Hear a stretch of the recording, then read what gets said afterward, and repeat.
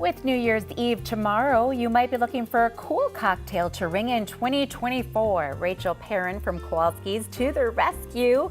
Thank you for being here. We are grateful. All right, so we're thinking cocktails for this particular holiday. What do we have? We want a cocktail, but I want something bubbly, so we're going to do a little of both. But I wanted to make a cocktail with a little bit of an herb note in it, so I'm going to use some tarragon here. And I'm going to have you do the hard work here in bruising that with the bottom of one of these wooden spoons. Okay, bruising it. If you don't want to use tarragon or don't have tarragon, another option for this dish would be rosemary or thyme.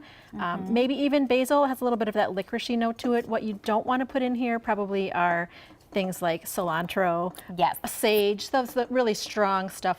Something woody, something licoricey is going to be just fine. But you're just bruising those leaves so that we get a little bit of the essential oil out of the tarragon that's going to help flavor the beverage. Okay. So did I bruise it enough? It's bruised. It's going to be good. We're going to let it sit for a while too, so it's going to have the action of both the bruising and also a little bit of just contact with the ingredients in the cocktail.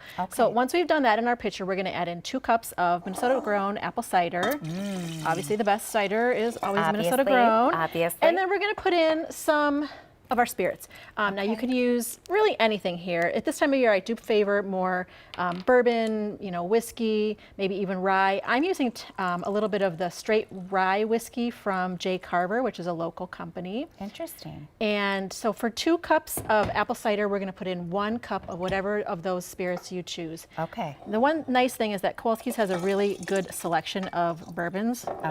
People like their bourbon. Shopping. Oh yeah, especially in this season. This time of year, but they love it. So we're happy to have quite a large selection of spirits, but bourbons in particular have become really popular for us. So those things are going to go in here. Give that a little stir. Okay. And then really, this is it for a couple of hours. Again, I said we have the action of the bruising of the leaves, but also the time and the contact of the liquid with the leaves is going to give us the flavor that we're looking for. Okay. And that licoricey flavor in the tarragon is just going to pair really nicely with like the woody, apple-y notes that we have here in the rye whiskey. So I have some that we made yesterday, and we're going to, if you want to grab our glasses over there, this is some that's been marinating, and I've strained out the tarragon leaves. Interesting, so you don't want a little chewy. I do like to garnish it because I think it's kind of fun to give a little green to the cocktail, but you want to fill your glass with ice almost all the way up, and then about halfway with your mixture here, your apple tarragon fizz. We're going to put in a nice slice of apple to give it a little garnish. Right. It's pretty, it's festive. You want to have something that looks a little nice. And a little sprig of tarragon in there too.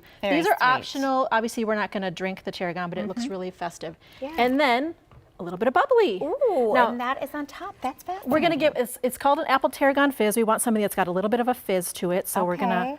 We have it. We have it. We may not get that dramatic. There we go. And did you hear it? We got it. We delivered. And then just top that with a little bit of bubble to kind of give it a nice little festive feel, and a little bit of added sweetness. I love this idea. And again, you can use tonic water, club soda, sparkling water, whatever you like, just to water it down a little bit. And there's your little festive apple tarragon fizz. I always smell my drinks. Of course. Well, Happy New Year. Happy New Year to you. This is fabulous. I have to take a sip. Really like it. Really like it. And I'm not much for bourbon, typically.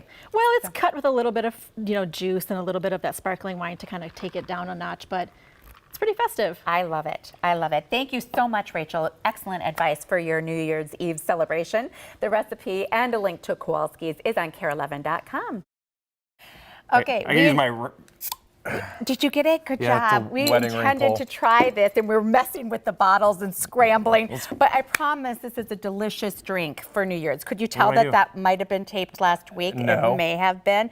But it was so fabulous to have Kowalski's here, and so we wanted to take advantage. Thank you. Cheers, everyone. Wait, where's Cheers mine? to the New Year. Nope, just me. I'm taking the rest. All right. So if you'd like to try the apple tarragon fizz, as John and I are doing right now, just text the word recipes to 763-797-7215, and we will send you a link back to our recipes page. Trust us, it is worth it. That is super good. Isn't it so yummy? I just made one. It took 8 seconds. It's so tasty. All right, coming up in our next hour.